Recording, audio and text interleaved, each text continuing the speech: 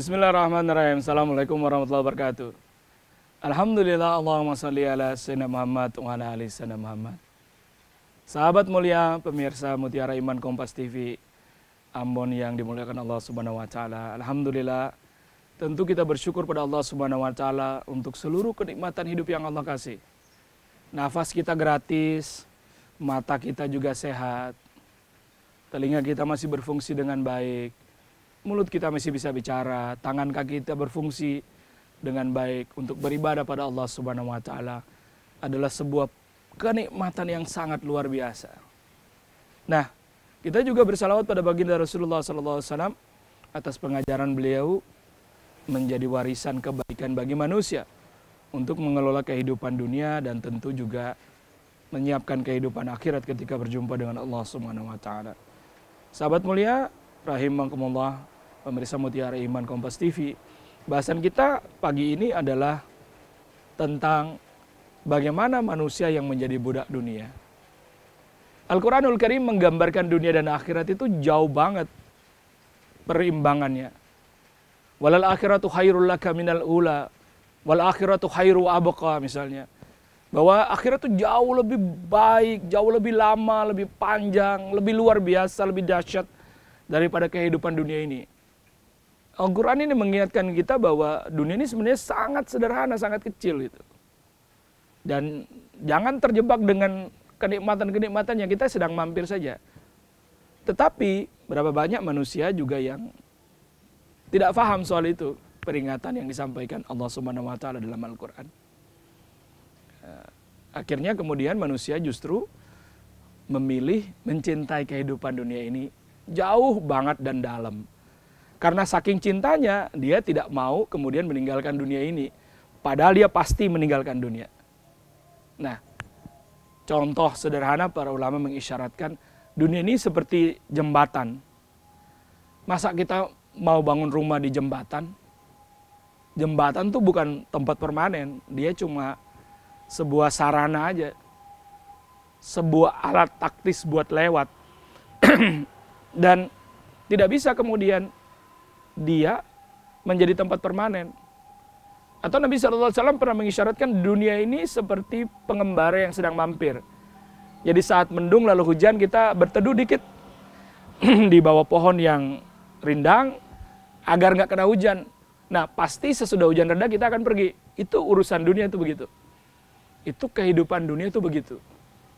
Tetapi karena manusia kemudian terlena dengan dunia, mencintai banget dan dalam urusan dunia, nah maka dia tidak mau meninggalkan dunia ini. Dia merasa dunia banget.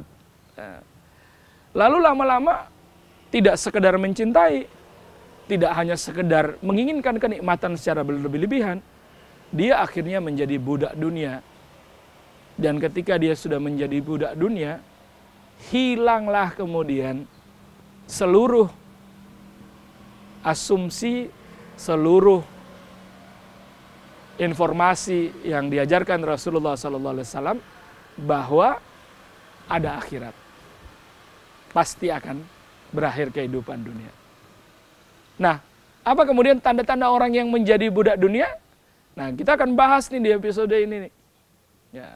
Yang pertama adalah orang yang sangat mendewa-dewakan urusan materi dan hawa nafsu. Jadi kalau mereka sudah mendewa-dewakan materi, merasa seluruh ukuran kehidupan ini harus materi, dan materi itu berkaitan dengan pencapaian dan hawa nafsu, tentu dia sangat cinta dunia luar biasa. Contoh, ya, kalau mereka sudah menganggap semua yang ada pada dirinya harus menjadi simbol kemakmuran, akan menjadi rasa cinta dunia yang luar biasa. Dan itu sudah mulai sekarang terasa tuh. Kita lihat banyak di platform sosial media ada orang yang menggunakan outfit dengan harga yang luar biasa. Ya boleh-boleh aja, wajar. Tetapi kemudian kalau dimasukkan di hati dan menjadi sesuatu yang sangat kebutuhan mendasar dan sangat luar biasa dan dibangga-banggakan, maka kemudian tanpa terasa kita sudah menjadi budak dunia yang luar biasa. Padahal sebenarnya dunia ini, kata para ulama, mudah, murah, gampang. Kita pakai jam tangan harganya 500 juta dengan jam tangan harganya 500 ribu. Sama-sama akan memutarkan jam yang sama. Jarumnya sama. Sama. Kita punya rumah luasnya misalnya 2-3 ribu meter persegi. Dengan rumah luasnya 300 meter persegi. Kalau kita sendiri juga mengalami kesendirian yang sama. Sama-sama. Semuanya akan mendapatkan hal yang sama. Begitulah kemudian kehidupan dunia. Nah, balik lagi. Orang yang menjadi budak dunia, satu, orang yang berpikir soal materi. Materi saja. Yang kedua adalah orang yang kemudian menghabiskan hidupnya hanya untuk mengejar materi. Tanpa memikir apapun. Dia terjebak dalam permainan itu sehingga nggak bisa keluar. Kesibukannya berkaitan dengan itu dan merupakan seluruh rangkaian ibadah. Targetnya dan pencapaiannya adalah kebahagiaan yang orientasinya adalah materi. Sehingga putaran-putaran itu menjadi sebuah circle atau lingkaran yang tidak akan pernah habis. Kalau sudah menjadi lingkaran yang tidak pernah habis, maka manusia yang berada dalam lingkaran itu nggak akan pernah keluar. Dia terus-menerus akan menjadi budak dunia. Orientasinya tidak ada lagi kecuali urusan dunia. Tidak ada sedikit pun berorientasi pada akhirat. Padahal akhirat lebih kekal, abadi, dahsyat, luar biasa. Masyarakat muslimin rahimakumullah, pemirsa Mutiara Iman Kompas TV yang berbahagia.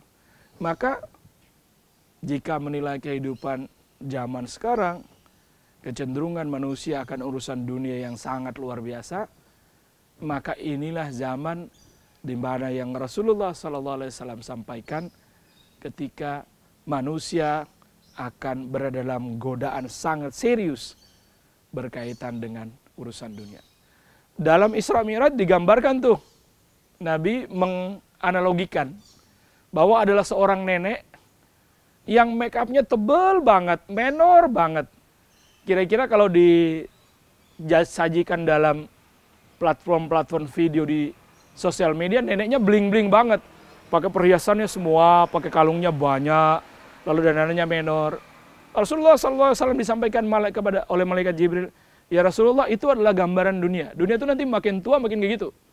Makin tua makin dipoles, makin orang cinta dengan kenikmatan, makin orang cinta dengan harta yang luar biasa, makin orang flexing, dahsyat luar biasa. Itu akan menjadi gambaran kehidupan dunia.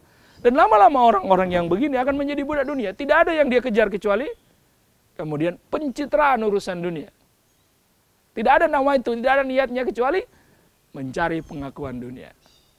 Masyarakat muslimin rahimakumullah, kita akan kembali sesudah ini dengan bagaimana cara kemudian mengobati urusan hati kita yang kemudian terlanjur mencintai dunia.